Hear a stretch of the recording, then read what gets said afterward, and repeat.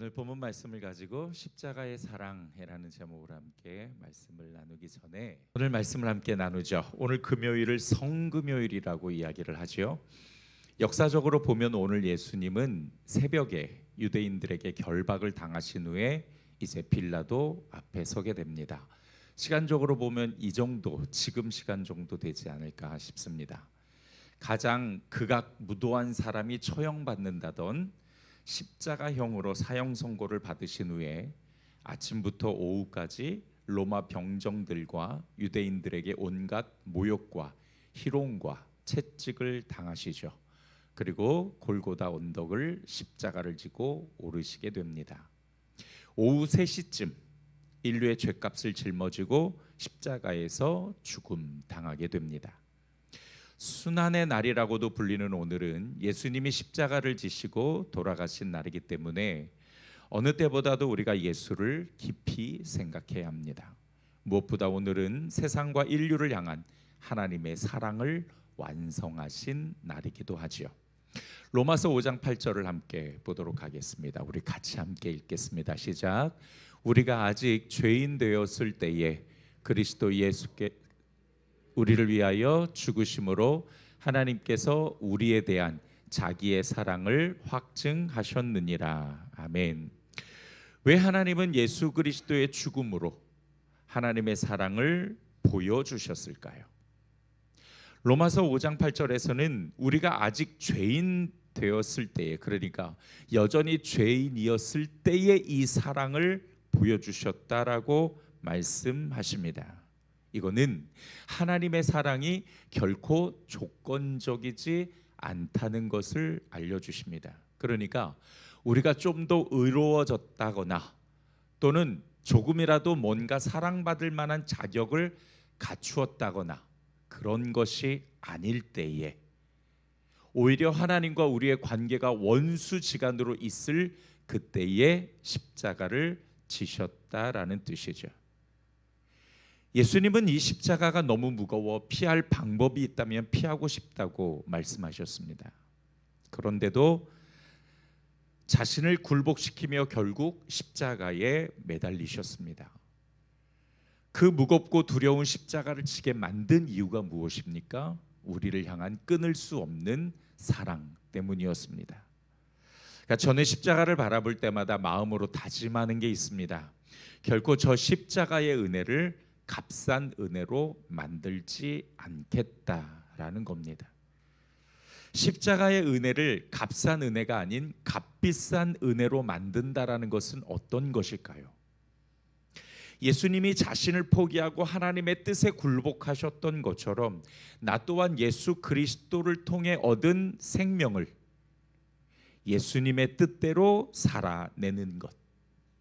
그러니까 이제 더 이상 나를 위해 살지 않고 나를 위해 십자가에서 죽으신 예수님의 뜻대로 살아가는 것, 그것이 값비싼 은혜로 만드는 일입니다.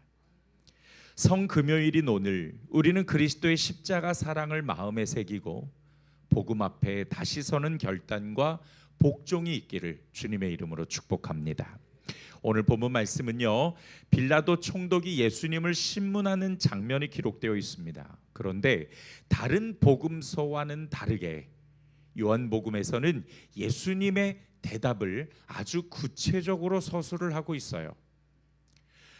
사복음서에서 마태복음에는 예수님이 침묵하신 것으로 나옵니다. 그리고 마가복음에서는 내 말이 옳도다 이렇게 짤막하게 대답한 걸로 나오고요. 누가복음에서는 마가복음과 같이 짤막한 대답 이후에 침묵하신 것으로 나와 있습니다. 그런데 요한복음만, 이 요한복음에서만 다른 복음에서는 없는 예수님의 빌라도 앞에서 대답하신 아주 상세하게 서술되어 나옵니다. 네 복음서가 각각 다르게 서술된 건 성경이 잘못된 것이 아니라 저자들의 시점이 다르기 때문이지요. 요한복음의 저자는 예수님의 대답을 좀 더 상세하게 기록한 거고, 다른 복음서의 저자는 이 부분을 간략하게 서술하지만 다른 부분을 좀 더 강조한 차이일 뿐입니다. 오늘 본문에서 우리가 놓치지 말아야 될 중요한 말씀은 빌라도의 신문에 대한 예수님의 구체적인 대답입니다.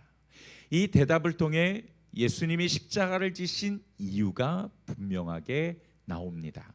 물론 기독교인이라면 상식적으로 예수님이 하나님의 아들이시고 또한 사람들을 구원하기 위해 이 땅에 오셨다라는 것쯤은 너무 잘 알고 있습니다. 그러나 예수님이 스스로 말씀하신 내용을 통해 우리는 좀 더 깊은 복음의 진리에 다다를 수가 있습니다. 첫 번째, 예수님은 하나님 나라를 주시기 위해 십자가를 지셨습니다. 빌라도가 묻습니다. 내가 유대인의 왕이냐? 그 물음에 예수님은 직접적인 대답을 하지 않으셨습니다. 왜 대답하지 않으셨을까요? 분명 예수님은 유대인의 왕이십니다. 하지만 유대인들만의 왕이 아니시죠. 예수님은 온 열방과 세상의 왕이 되십니다. 그러나 여기서의 왕은 정치적인 왕이 아닙니다. 물리적인 세상을 통치하는 왕이 아니라 보이지 않는 하나님이 통치하시는 세상의 왕이 되시죠. 그래서 직접적인 대답을 피하신 겁니다. 대신 이렇게 대답하셨습니다. 36절과 37절을 보겠습니다. 예수께서 대답하시되 내 나라는 이 세상에 속한 것이 아니니라. 만일 내 나라가 이 세상에 속한 것이었더라면 내 종들이 싸워 나로 유대인들에게 넘겨지지 않게 하였으리라. 이제 내 나라는 여기에 속한 것이 아니니라. 빌라도가 이르되 그러면 내가 왕이 아니냐? 예수께서 대답하시되 내 말과 같이 내가 왕이니라. 예수님은 틀림없는 왕이십니다. 왕이신데 정치하는 세상의 왕이 아니라 하나님 나라의 왕이심을 말씀해 주시고 있죠. 자, 그렇다면 예수님이 하나님 나라의 왕이 되신 것과 또한 이 땅에 오셔서 십자가를 지신 것은 무슨 연관성이 있을까? 너무 중요한 상관관계가 있습니다. 여러분, 예수님이 이 땅에 오신 건 유대인을 로마로부터 해방하기 위해 오신 것이 아니라 모든 믿는 자에게 하나님 나라를 주려 오신 줄 믿으시기 바랍니다. 예수님이 공생애를 시작하시면서 가장 먼저 선포하신 것은 하나님 나라였습니다. 예수님을 믿는 모든 자에게 하나님 나라를 주려 이 땅에 오셨다는 것이죠. 예수님은 예수님을 통하지 않고는 결코 내 아버지 나라에 들어갈 수 없다라고 말씀하셨습니다. 왜 그렇습니까? 예수님이 하나님 나라의 왕이시기 때문입니다. 여러분, 왕이 허락해 주지 않으면 그 나라에 누구도 들어갈 수가 없습니다. 하물며 우리가 청와대를 들어가려고 해도 청와대 출입증이 있어야 되죠. 그 출입증은 대통령이 허락했다라는 뜻이기도 합니다. 예수님이 십자가를 지신 건 믿는 모든 자에게 하나님 나라를 열어주시기 위한 것이었습니다. 우리를 위해 고통의 십자가를 지신 예수님께 우리가 오늘 또한 마음을 다해서 감사와 찬송과 영광을 올려드리는 성도들이 되기를 주님의 이름으로 축복합니다. 두 번째, 예수님은 진리를 위해 이 십자가를 지셨습니다. 37절 하반절을 보면 내가 이를 위하여 태어났으며 이를 위하여 세상에 왔나니 곧 진리에 대하여 증언하려 함이로다. 무릇 진리에 속한 자는 내 음성을 듣느니라. 예수님은 진리를 위해 오셨습니다. 즉 하나님의 말씀 그 복음을 증거하기 위해 오셨고 십자가를 지셨습니다. 요한복음 1장에서는 말씀이 육신이 되어 이 땅에 오셨다라고 말씀하시죠. 맞습니다. 예수님은 말씀을 위해 오셨습니다. 말씀을 위해 오셨고 말씀을 이루기 위해 오셨습니다. 여러분, 예수님의 십자가는 곧 진리를 위해 지신 것입니다.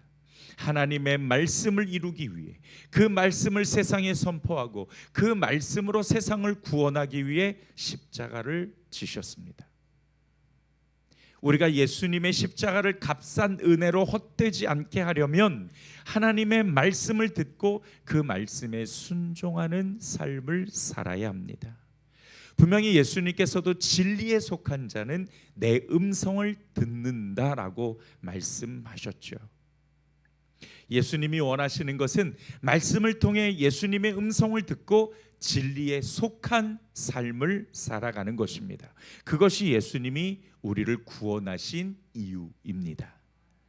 말씀을 위해 오신 예수님, 말씀을 위해 십자가를 지신 예수님이십니다. 그러므로 우리 성도들은 결코 이 말씀을 소홀히 여기지 않아야 합니다. 항상 말씀과 동행하며 그 말씀을 통해 예수님의 음성을 듣고 하나님의 뜻을 순종하며 그 형상을 회복해 갈 수 있는 성도들이 되기를 주님의 이름으로 축복합니다. 말씀을 정리하겠습니다. 예수님은 하나님이 통치하시는 하나님 나라의 왕이십니다.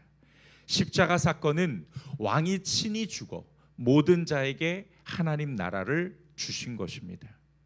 하나님은 자격도 없는 우리를 위해, 아니 자격이 없는 것뿐만 아니라 하나님과 원수된 관계로 있던 그때에 직접 사랑을 보여주셨습니다. 그 사랑은 하나님의 사랑을 확증하기 위해서 친히 목숨을 내어주신 것이죠. 예와 하나만 이야기하고 마치려고 합니다. 2차 세계대전 당시에 있었던 이야기인데요. 희귀한 혈액형을 가진 한 어린 소녀가 폭격으로 큰 부상을 입고 수술대에 올랐습니다. 수혈이 시급했지만 피를 구할 수가 없었고 유일하게 같은 혈액형을 가진 사람은 소녀의 7살 난 어린 남동생뿐이었습니다. 의사가 어린 동생에게 다가가 물었습니다. 누나를 살리기 위해 피를 조금만 나눠줄 수 있겠니?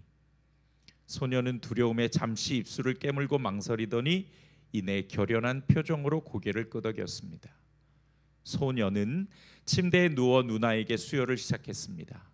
피가 관을 타고 흘러가는 것을 가만히 지켜보던 소년이 창백해진 얼굴로 의사에게 떨리는 목소리로 물었습니다. 선생님, 저는 언제 죽게 되나요? 바로 죽나요?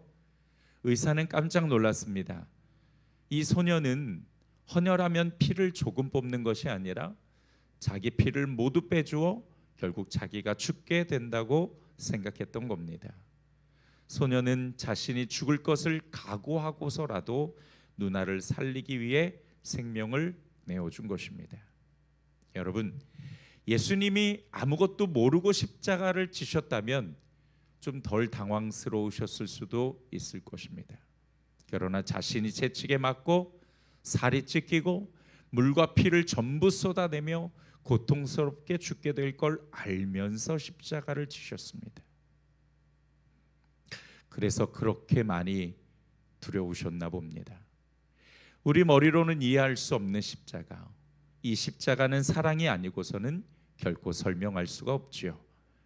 또한 예수님은 말씀을 이루기 위해 이 땅에 오셨습니다. 진리에 속한 자는 예수님의 음성을 들을 수 있다라고 말씀하시죠. 우리 성도들은 하나님의 말씀을 통해 진리에 속한 자들이 되어야 하며 예수의 음성을 들을 수 있어야 합니다. 그러므로 여러분, 예수님의 말씀에 순종하며 따르는 것이, 그것이 십자가의 은혜에 조금이라도 보답하는 삶이 될 것입니다. 고난 주간에는 고난을 생각하며 그저 그 고통을 집중하는 주간이 아니라 예수님이 십자가를 지신 이유와 목적을 발견하여 우리가 그 말씀대로 더욱 순종하며 성숙해져가는 그리스도를 따르는 제자로서의 삶을 도전하는 한 주 되어야 합니다. 이제 고난 주간이 끝나갑니다. 여러분이 고난 주간을 통해 어떤 주님의 음성을 들으셨습니까? 우리가 무엇보다 더욱 말씀에 순종하며 주님과 함께 동행하며 그리스도를 따르는 제자의 삶을 도전할 수 있는 성도들이 되기를 주님의 이름으로 축복합니다.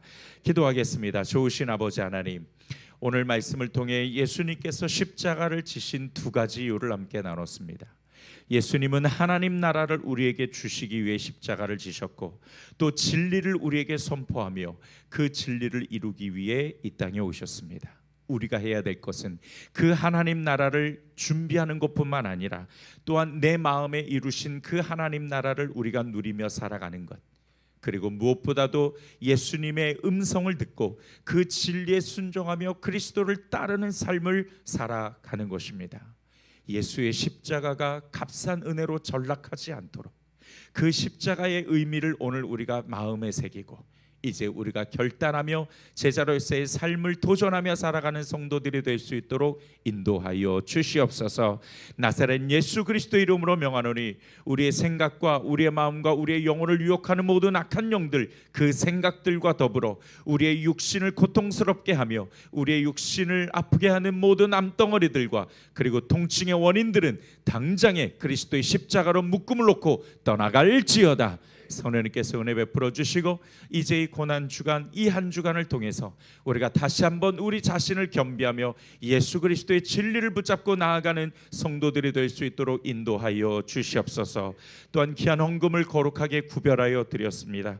한 주간 우리를 부르신 이 자리를 감사하고 또 우리로 하여금 다시 겸비하며 하나님 앞에 그 말씀을 붙잡고 그리스도를 따르는 제자로서의 삶을 살아가겠다라는 도전과 다짐을 담아 드린 귀한 감사의 헌금입니다. 아버지 하나님께서 기쁘게 받으시고 이 헌금을 통해서 아버지 하나님의 놀라운 은혜와 복의 씨앗이 되게 하시고 심을 것과 거둘 것을 더 많이 날 수 있도록 인도하여 주시옵소서. 감사드리고 예수님의 이름으로 축복하오며 기도드렸습니다. 아멘.